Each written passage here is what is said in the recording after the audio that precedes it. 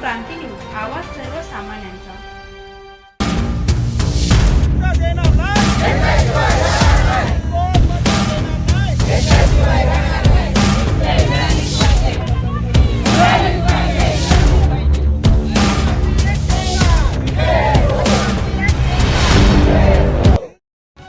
नमस्कार, मी प्रकाश आणि आपण बघत आहात महाराष्ट्र क्रांती न्यूज। खऱ्या अर्थानं आपण जर बघितलं तर आदिवासी पेसा क्षेत्रामध्ये कार्य करणाऱ्या जिल्हा परिषद शाळेचे शिक्षक असतील किंवा आश्रम शाळेचे कर्मचारी यांचं नियमित आंदोलन आपल्याला या नाशिकच्या ईदगाह मैदानावर पाहायला मिळत आहे।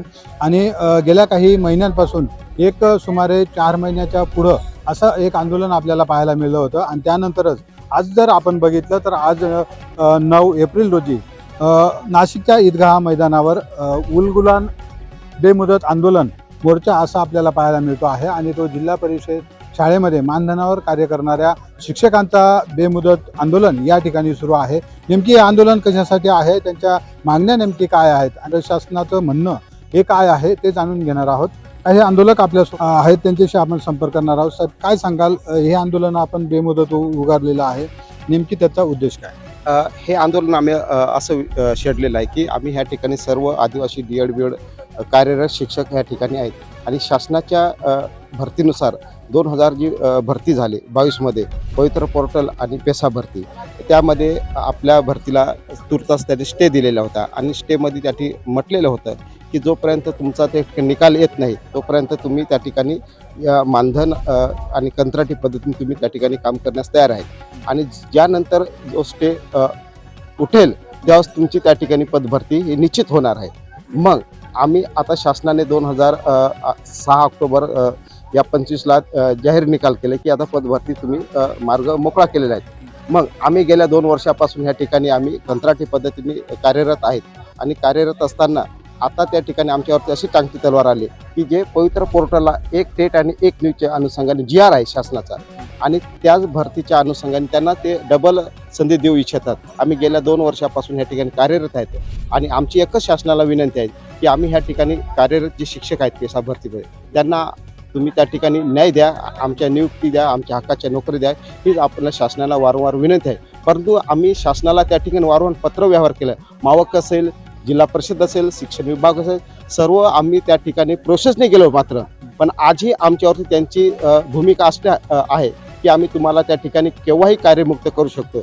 आज आम्ही गेल्या 2 दिवसापासून ह्या ठिकाणी असं आंदोलन छेडलेलं आहे, जोपर्यंत तुम्ही आमच्या मागण्या पूर्ण करत नाही तोपर्यंत आम्ही ह्या ठिकाणी आंदोलन आम्ही हे थांबवणार नाही। आणि दुसरी महत्त्वाची गोष्ट आहे की शासन GR म्हणतोय की ज्या ठिकाणी बिगर पेसातला त्या ठिकाणी जो पेसातला जो कार्यरत आहे मूळ वर्ग आहे त्याला त्या ठिकाणी पेसा भरतीमध्ये त्या ठिकाणी काम करण्याची संधी हे सुप्रीम कोर्ट पण म्हणते आणि भारताचे जे राष्ट्रपती आणि त्याचबरोबर राज्यपाल त्यांनी त्या ठिकाणी तो पेसा कायदा काढलेला आहे आणि त्यांच्या अनुषंगाने त्या ठिकाणी ही पदभरती व्हायला पाहिजे। 20% भरणं आणि 20% खाली करणं अशा पद्धतीने गेले 6 वर्ष त्या बिंदूवरती ते लोक काम करतात। आमचं क्लेम आहे की त्यांना त्या ठिकाणी त्यांच्या संवर्गामध्ये आमचा बिंदू खाली करा आणि कार्यरत शिक्षकांना त्या ठिकाणी कायमस्वरूपाची संधी द्यावी, इथपर्यंत आम्ही सगळ्या गोष्टी केलेल्या आहेत। परंतु आजही शासन आमच्याकडे काहीतरी कानाडोळा करतोय आणि आदिवासीवरती एक त्या ठिकाणी असा गडा निर्माण होतो, आदिवासीचं अस्तित्व संपू बघतोय। पण आम्ही निर्धार आहे, आम्ही खरे वाघिणीचे दूध आणि डॉक्टर बाबासाहेब आंबेडकरांचं त्या ठिकाणी आम्ही शिक्षणाचे वाघिणीचे दूध प्यायलेलं आहे आणि ही नक्कीच आम्ही त्या ठिकाणी एक दिवस मागणी पूर्ण करणार आणि आमचा अविरत हा झेंडा चालू ठेवणार आणि येणाऱ्या भविष्यामध्ये आदिवासी शिक्षणाच्या प्रवाहामध्ये कसं नेणार हे आम्ही सर्व शिक्षक पत्रधारक आहेत आणि ते आम्हाला न्याय मिळेल या अनुषंगाने आम्ही हे आंदोलन केले। आपण या संदर्भामध्ये जिल्हा परिषदेचे CEO किंवा अधिकारी, उच्च अधिकारी त्यांना भेटलात का? त्यांनी काय सांगितलं? हो, आम्ही म्हणजे या 2 दिवसापासून जे आंदोलन करतोय तर सर्वात प्रथम आम्ही इथल्या जे कलेक्टर साहेब आहेत त्यांच्याशी भेट घेतली। कलेक्टर साहेबांचं म्हणणं असं आहे की जे आयुक्तांचं पत्र आहे, म्हणजे काय झालं की वेगवेगळे पत्र येत आहेत। आता पेसा भरतीमध्ये झालंय काय की ज्यावेळी आम्हाला नियुक्ती दिली तर 5 ऑक्टोबरच्या GR नुसार आम्हाला ही नियुक्ती दिलेली आहे।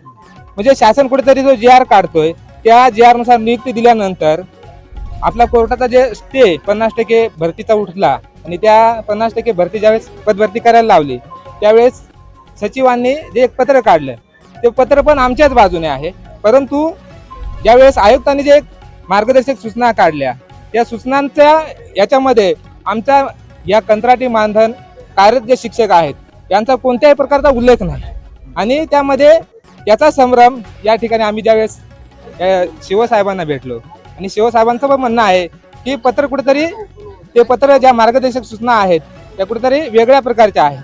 पण आमचं म्हणणं असं आहे की ज्यावेळेस प्रशासनाने आम्हाला भरती करून घेतलं, ज्यावेळेस मुख्यमंत्री साहेबांनी काय सांगितलं की ज्यावेळेस ही भरती पुढे होईल तर तुम्हाला या ठिकाणी विशेष बाब म्हणून नियुक्ती दिलेली आहे. तर ती विशेष बाब म्हणून नियुक्ती दिल्यानंतर ज्यावेळेस तुमची भरती कंटिन्यू होईल तेव्हा तुम्हालाच कंटिन्यू केलं जाईल अशी आश्वासनं वेळोवेळी दिली गेली.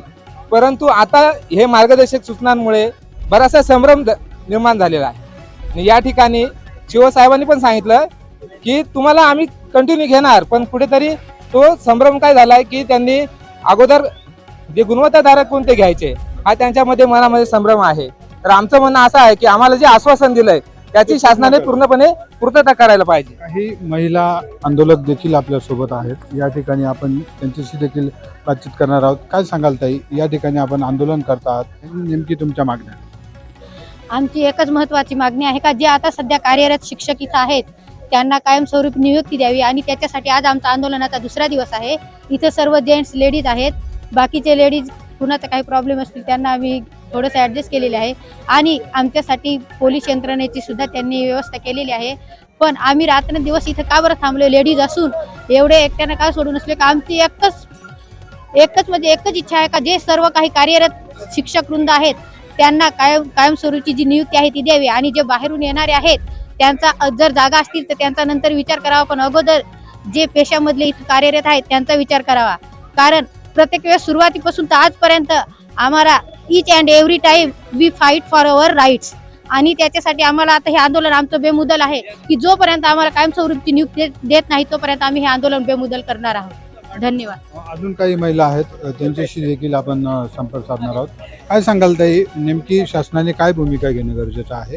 तुम्ही याबाबत शिक्षण मंत्री असतील, मुख्यमंत्री असतील, त्यांना पुढील काळामध्ये भेटणार? सर, आम्ही याचा पाठपुरावा नेहमी आमचं जी कमिटी आहे ती याचा पाठपुरावा करत आलेली आहे नेहमी.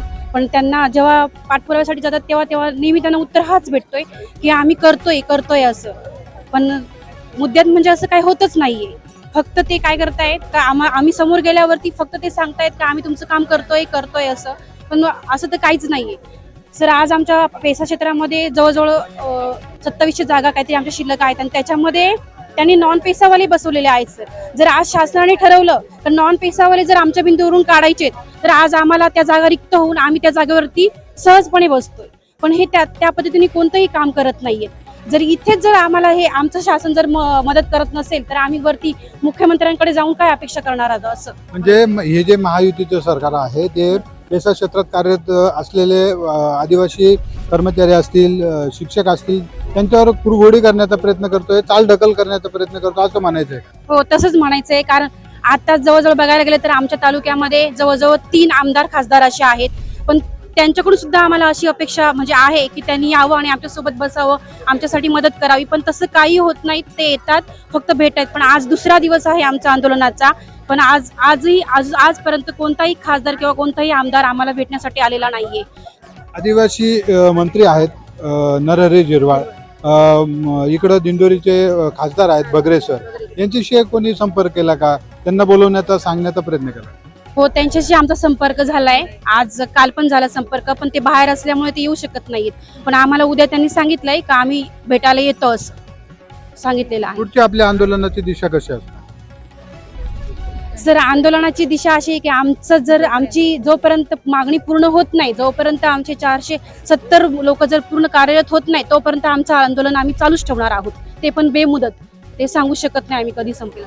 निश्चितच आपण जर बघितलं तर या ठिकाणी ईदगाह मैदानावर अशा प्रकारे बेमुदत आंदोलन या ठिकाणी जिल्हा परिषद शाळेमध्ये जे मानधन तत्वावर शिक्षक कार्यरत आहेत त्यांचं आंदोलन या ठिकाणी कालपासून सुरू झालेलं आहे आणि या आंदोलनाची दग पुढील काळामध्ये मोठ्या प्रमाणात पाहायला मिळेल अपेक्षा व्यक्त केली जात आहे. आणि आतापर्यंत आंदोलकांची कुठले मंत्री असतील, खासदार असतील, आमदार असतील ते अद्यापही आलेले नाहीत.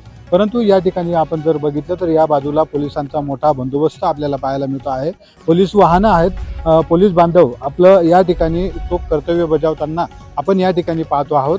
आणि हे आंदोलन जसं आदिवासी विकास भवन समोर चाललेलं आंदोलन ते 4 महिन्याच्या पुढे गेलं होतं, असं हे आंदोलन किती दिवस चालतं आणि सरकार या आंदोलनाची कशी या ठिकाणी दखल घेतं हे देखील बघणं तितकंच महत्त्वाचं ठरणार आहे. महाराष्ट्र क्रांती न्यूजसाठी मी प्रकाश बागुल, नाशिक. अशाच नवनवीन बातम्या पाहण्यासाठी आमच्या महाराष्ट्र क्रांती न्यूज या यूट्यूब चॅनलला लाईक करा, सबस्क्राईब करा आणि बेल आयकॉनला प्रेस करा.